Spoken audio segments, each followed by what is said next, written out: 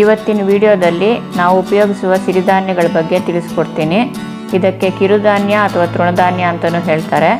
ಒಂದು ನಾವು ಗಮನದಲ್ಲಿ ಇಟ್ಕೊಳ್ಬೇಕಾದ್ದು ಅಂದರೆ ಎಲ್ಲ ಸಿರಿಧಾನ್ಯದ ಕಾಳುಗಳ ಮೇಲೂ ಒಂದು ಸಣ್ಣ ಚುಕ್ಕೆ ಇರುತ್ತೆ, ಅದೇ ಅದರ ಗುರುತು.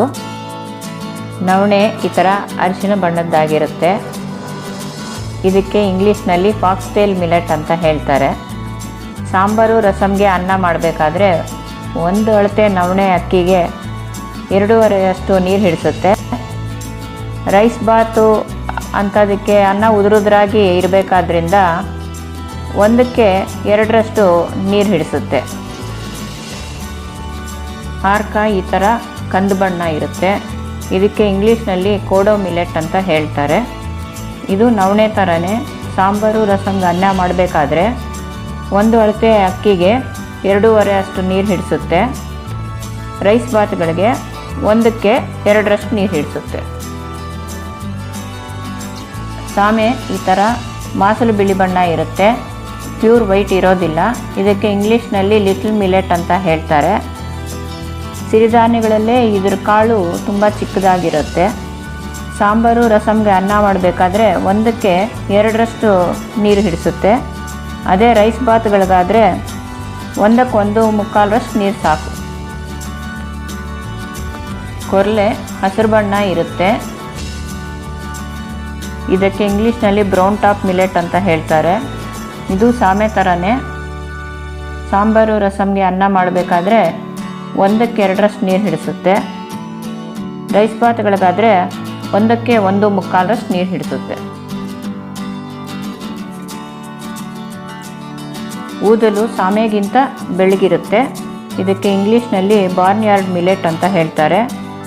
ನನ್ನ ಅನುಭವದಲ್ಲಿ ಊದಲು ಅನ್ನೋ ಸ್ವಲ್ಪ ಮುದ್ದೆ ಆಗುತ್ತೆ, ಆದ್ದರಿಂದ ನಾನು ಹೆಚ್ಚಿಗೆ ಹಿಟ್ಟು ಮಾಡೋದಕ್ಕೆ ಉಪಯೋಗಿಸ್ತೀನಿ.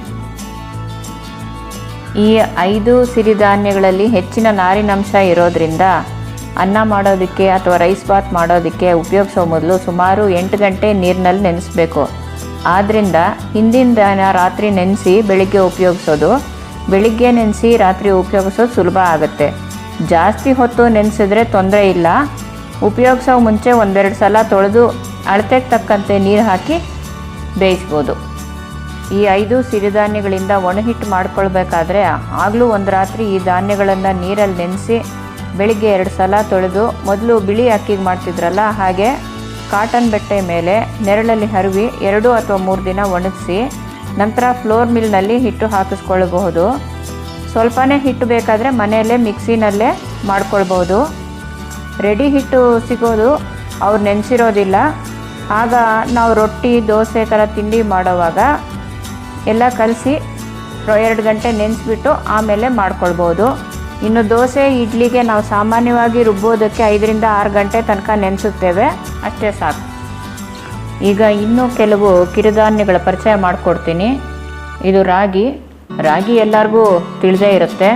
ಇದಕ್ಕೆ ಇಂಗ್ಲೀಷ್ನಲ್ಲಿ ಫಿಂಗರ್ ಮಿಲೆಟ್ ಅಂತ ಹೇಳ್ತಾರೆ. ಇದನ್ನು ಹೆಚ್ಚಾಗಿ ಹಿಟ್ಟು ಮಾಡಿನೇ ಉಪಯೋಗಿಸೋದು. ಬಿಳಿ ಜೋಳ ಈ ಥರ ಮುತ್ತಿನ ಥರ ಇರುತ್ತೆ. ಇದಕ್ಕೆ ಇಂಗ್ಲೀಷಲ್ಲಿ ಸೊರ್ಗಮ್ ಅಥವಾ ಜೋವರ್ ಅಂತ ಹೇಳ್ತಾರೆ. ಇದನ್ನು ಹಿಟ್ಟು ಮಾಡಿನೇ ಉಪಯೋಗಿಸೋದು. ಇನ್ನು ಸಜ್ಜೆ ಮಾಸಲು ಹಳದಿ ಬಣ್ಣ ಇರುತ್ತೆ. ಇದಕ್ಕೆ ಇಂಗ್ಲೀಷ್ನಲ್ಲಿ ಪರ್ಲ್ ಮಿಲೆಟ್ ಅಂತ ಹೇಳ್ತಾರೆ. ಇದನ್ನು ಹಿಟ್ಟು ಮಾಡಿ ಉಪಯೋಗಿಸ್ಬೋದು, ಹಾಗೇನೂ ಉಪಯೋಗಿಸ್ತಾರೆ. ಬರಗು ಅಂತ ಹೇಳ್ತಾರೆ. ಇದಕ್ಕೆ ತಿಳಿ ಹಳದಿ ಬಣ್ಣ ಇರುತ್ತೆ. ಇಂಗ್ಲೀಷ್ನಲ್ಲಿ ಇದಕ್ಕೆ ಪ್ರೋಸೋ ಮಿಲೆಟ್ ಅಂತ ಹೇಳ್ತಾರೆ. ಇದರಲ್ಲಿ ಅನ್ನ ಮಾಡಬಹುದು. 1ಕ್ಕೆ 2 ನೀರು ಹಿಡಿಸುತ್ತೆ. ಈ ವಿಡಿಯೋನಲ್ಲಿ ನನಗೆ ತಿಳಿದಷ್ಟು ಸಿರಿಧಾನ್ಯ ಕಿರುಧಾನ್ಯಗಳ ಬಗ್ಗೆ ಮಾಹಿತಿ ಕೊಟ್ಟಿದ್ದೀನಿ. ಈ ವಿಡಿಯೋ ನಿಮಗೆ ಇಷ್ಟ ಆದರೆ ಲೈಕ್ ಮಾಡಿ, ಶೇರ್ ಮಾಡಿ, ನಮ್ಮ ಚಾನಲ್ನ ಸಬ್ಸ್ಕ್ರೈಬ್ ಮಾಡಿ.